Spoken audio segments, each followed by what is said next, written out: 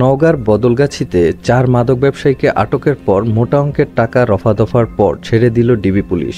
মানে ধরেছে আপনি মাদ্রাসা গেটের থেকে বুঝতে পারছেন, আর আমাকে যাই ধরতে হয়েছে আপনার পাইলট স্কুল ওই আমের গাছের এখান থেকে আমাকে নিয়ে গেছে।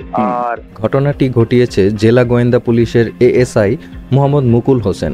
আটককৃত মাদক ব্যবসায়ী হল উপজেলার ফতেজংপুর গ্রামের মুজিবর মণ্ডলের ছেলে এরশাদ হোসেন, সোহাসা গ্রামের মিঠু হোসেন, বদলগাছি পিন্ডিরা গ্রামের ওসমানের ছেলে মিল্টন হোসেন।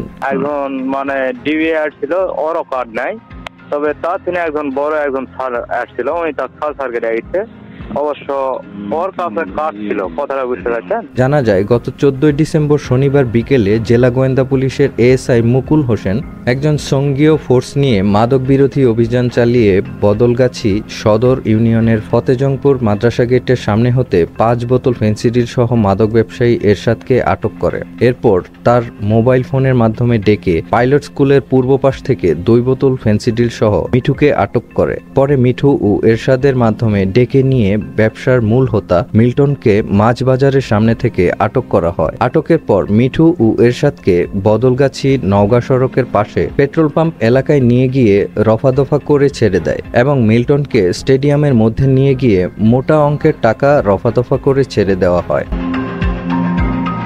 এছাড়াও ওই দিন পাইলট স্কুল মাঠ হতে বৈরাগীপাড়া দিঘিরপাড়ের কাঞ্চন মণ্ডল নামের এক চপ বিক্রেতাকে বাংলা মদ সহ আটক করে তার কাছ থেকে ৩৬০০ টাকা সহ মোটা অঙ্কের টাকা নিয়ে ছেড়ে দেওয়া হয়েছে।